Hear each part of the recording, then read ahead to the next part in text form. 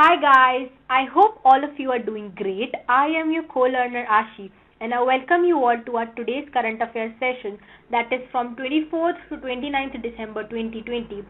I wanted to make an announcement कि I was planning कि मैं ये जो वीडियो सेशन है अब इसको वीकली कर दूं सिंस मेरे भी कॉलेज एग्जाम्स अब पास आ रहे हैं फरवरी में वो है so I have to study for that as well तो टाइम थोड़ा कम मिल पा रहा है so that is what I was planning कि अब इस वीडियो को जो है मैं वीकली कर दूं सारा वीक का कंसोलिडेटेड जो करंट अफेयर्स होगा वो हम एक वीडियो में कवर करेंगे तो that this was my plan let's see आगे क्या होता है so yes let's begin with our today's session but before that our daily ritual of motivating our own self our today's thought is everything is theoretically impossible until it is done again a very simple and a great thought कि जब तक आप चीजों को on paper देखते रहेंगे theoretically देखते रहेंगे तब तक आपको वो इम्पॉसिबल ही लगता रहेगा क्योंकि आपको उस चीज में आने वाली जो भी बॉटलनेक्स हैं जो भी हर्डल्स हैं उनकी प्रैक्टिकल नॉलेज तो होगी ही नहीं कि क्या क्या दिक्कत आने वाली है आप बस थ्योरी के बेसिस पे चलते रहेंगे तब तक आपको लगता रहेगा कि हाँ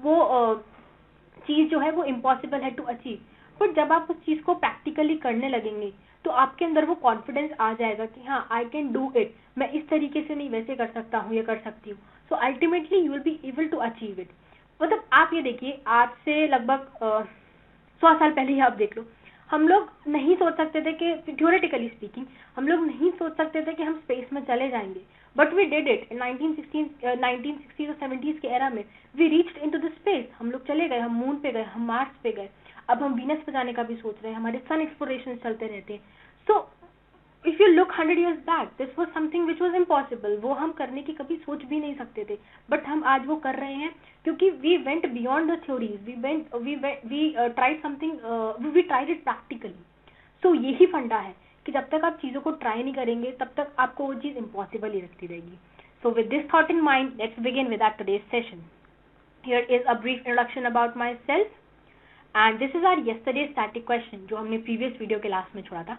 and the question is which of the following is depicted by the Ajanta case and the correct option is जातकास ये जातकास जो है ये हमारे इंडियन एंशिएंट लिटरेचर का पार्ट है और इन जातकास की जो स्टोरीज हैं इनसे हमें थर्ड सेंचुरी बीसी का जो है एविडेंस मिलता है वहाँ की सोशल लाइफ के बारे में पता चलता है वहाँ की कंडीशन कैसी थी उसके बारे में हमको पता चलता है थ्रू जातकास अब ये जातकास क्या है ये वो स्टोरीज हैं जो गौतम बुद्धा की लाइफ को नरेट करती हैं उनकी लाइफ के बारे में बताती हैं from being a king to being a preacher of a religion तो ये पूरी उनकी लाइफ स्टोरी को हम लोग को बताती है और एविडेंस देती है थर्ड सेंचुरी बीसी के इन एंड अराउंड की जो लाइफ है जो सोसाइटी है उसके बारे में this is our quick revision module prime minister Narendra Modi को रिसेंटली अमेरिका ने उनका लीन ऑफ मेरिट अवार्ड से ऑनर किया 6th dialogue conference also known as Samvad conference was held between India and Japan recently 24th December was celebrated as National Consumer Rights Day in India DRDO ने recently successfully test किया MRSAM missile को recently UN women जो United Nations की एक agency है dedicated agency towards women और Kerala government ने recently collaborate किया to create India first gender data hub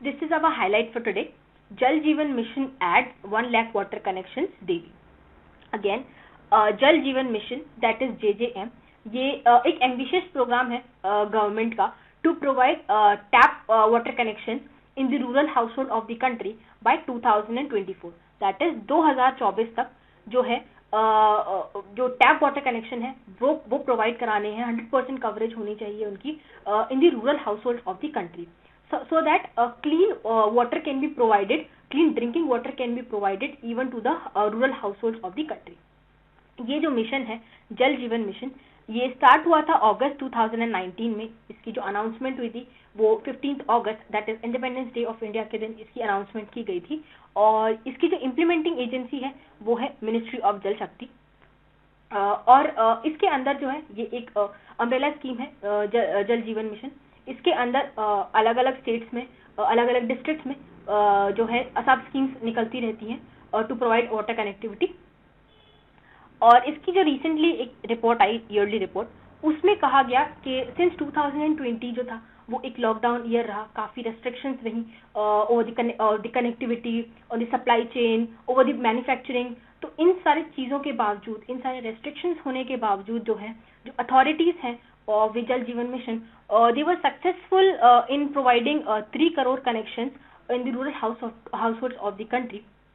अगर रिकॉर्ड्स को देखा जाए तो ऑन 15 अगस्त 2019 जो कनेक्टिविटी जो कनेक्शंस थे, दे वर 3.24 crore connections in the country, tap water connections.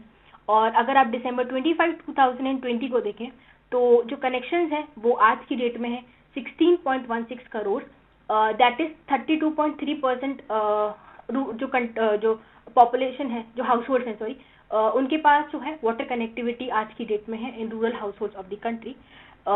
सो और अगर आप एवरेज निकालेंगे तो it amounts to 1 lakh connection, water connection every day. So ये रिपोर्ट यही कहती है कि despite it being restriction year, lockdown year, जहाँ पे बहुत सारे रेस्ट्रिक्शंस लगे अथॉरिटीज़ के ऊपर, सप्लाई चेन के ऊपर, कनेक्टिविटी के ऊपर, despite all these restrictions the authorities were successful in providing connections for the safe drinking water in the rural households of the country. और टॉप 5 स्टेट्स की अगर हम बात करते हैं तो Goa emerged as the number 1 state having 100% coverage. वहाँ गोवा के में वाटर कनेक्शन के लिए 100% कवरेज है, वहाँ पे हर हाउस होल्ड के पास क्लीन वाटर ड्रिंकिंग के लिए कनेक्शन है। गोवा के बाद it is Telangana, Pondicherry, Haryana and Gujarat. तो this is what the report states says. Let's begin with our question answer module. This is our question number 1. Which of the following recently discovered flower species has been named Portulaca lalji? And the correct option for the same is wild sun rose. Let's analyze this answer. Recently, एक नई species develop हुई है of the wild sun rose in the eastern Ghats of the country. And within the eastern Ghats, specifically in the Prakashan district of the Andhra Pradesh. और ये जो flower discover हुआ है, ये इसमें जो कुछ फीचर्स देखे गए हैं वो यूनिक है। यूनिक एज इन जो फीचर्स जो हैं वो इस फ्लावर को, पोर्चुलिका जो जीनस है फ्लावर्स का, उसके बाकी फ्लावर्स से इस फ्लावर को जो है डिफरेंशिएट करती है। Unique features as in no hair in the leaf axil, tuberous root, copper brown seeds without lustre. तो ये कुछ फीचर्स इस फ्लावर में देखे गए जो पोर्चुलिका जो जीनस है उसके बाकी फ्लावर्स से इसको डिफरेंशिएट करती है।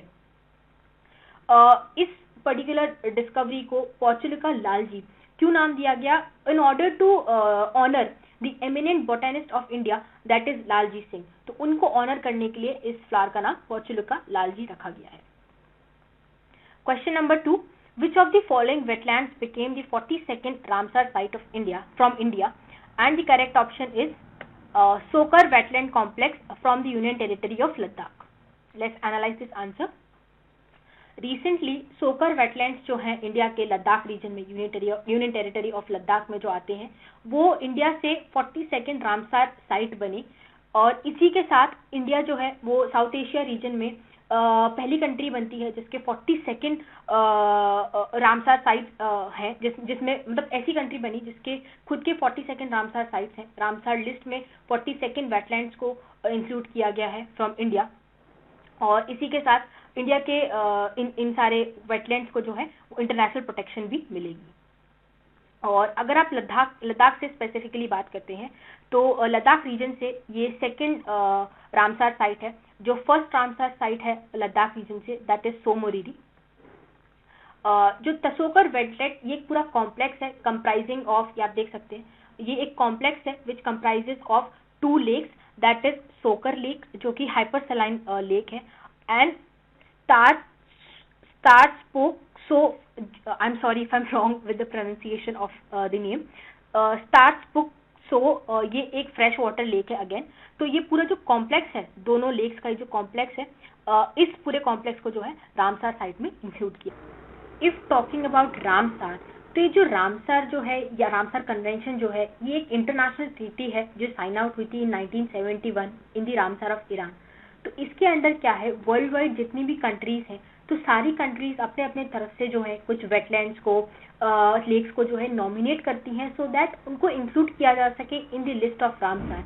और रामसार की लिस्ट में इंक्लूड होने से क्या हो जाएगा, जो पर्टिकुलर वेटलैंड है या लेक है उसको जो है नेशनली एज वेल एज जो इंटरनेशनल अथॉरिटीज है वो दोनों मिलके उसके कंजर्वेशन प्लान पे काम कर पाएंगे, उसके प्रेजर्वेशन काम के ऊपर काम कर पाएंगे, बिकॉज वो जो वेटलैंड है, जो लेक है, वो डेजिग्नेट हो चुकी है as the lake of international importance. वहाँ की जो इकोलॉजिकल सेंसिटिविटी, जो इकोलॉजिकल बायोडाइवर्सिटी है वो सेंसिटिव है, वो रेयर है और उसको हमें प्रोटेक्ट करना है, इसलिए उसका conservation plan both nationally as well as internationally किया जाएगा।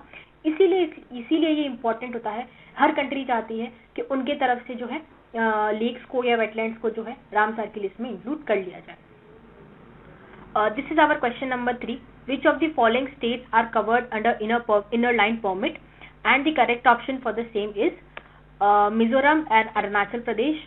Let's analyse this answer.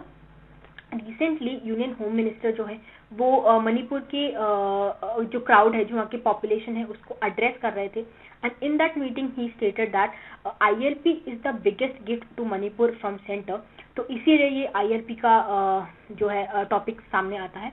तो ILP जो है ये 4 नॉर्थ ईस्टर्न स्टेट्स में एप्लीकेबल होता है, that is Arunachal, Nagaland, Manipur and Mizoram. In 4 bordering states में अगर किसी को भी एंटर करना है, किसी को भी as an Indian population also, आप मैं जैसे लोग भी अगर एंटर करना चाहते हैं इन 4 नॉर्थ ईस्टर्न स्टेट्स में, तो हमें जो है यहाँ की कंसर्न स्टेट डिपार्टमेंट से जो है ILP इशू करवाना पड़ेगा इन स्टेट में एंटर करने के लिए। कोई भी रीजन हो, अगर हम वेकेशन मनाने भी जाना चाहते हैं तो भी हमको जो है इशू करवाना पड़ेगा ILP by the concern state government, state authority. ये सेंटर इशू नहीं करता, ये स्टेट इशू करता है, हर कोई, as I said earlier.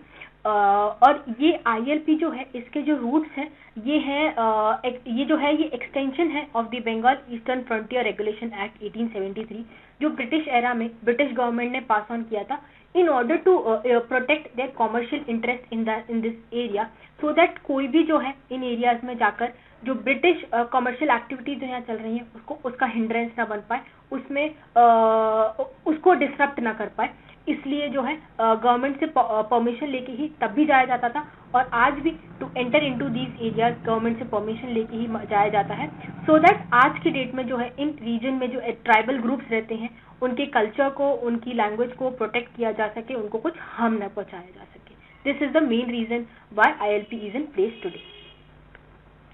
This is question number 4.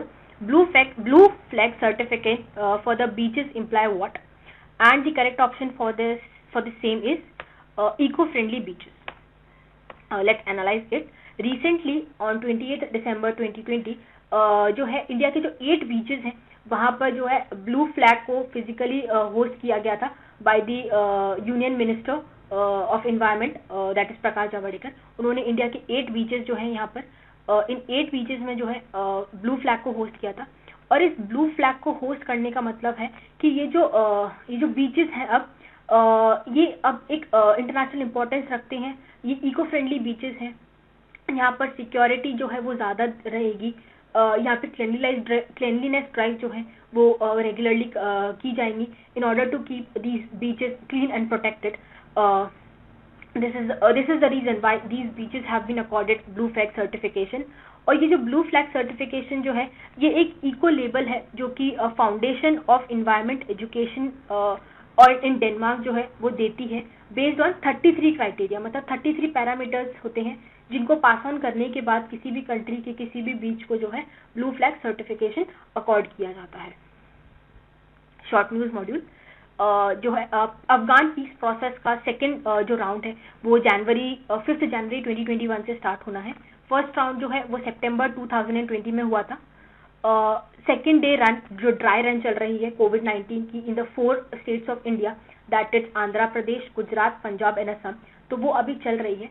और dry run, vaccination dry run का क्या मतलब है, ये एक किस्म की मॉक है, मॉक प्रोसेस है जो डिफरेंट इन 4 स्टेट्स के डिस्ट्रिक्ट्स में चलाई जा रही है, और so in order to train the health department and also the district authorities, क्योंकि at the end of the day जो वैक्सीनेशन होगी वो डिस्ट्रिक्ट अथॉरिटीज के अंडर होगी, वो लेंगे हेल्थ डिपार्टमेंट के साथ मिलकर जो डिस्ट्रिक्ट अथॉरिटीज हैं उनके विजिलेंस में जो है वैक्सीनेशन की प्रोसेस होगी।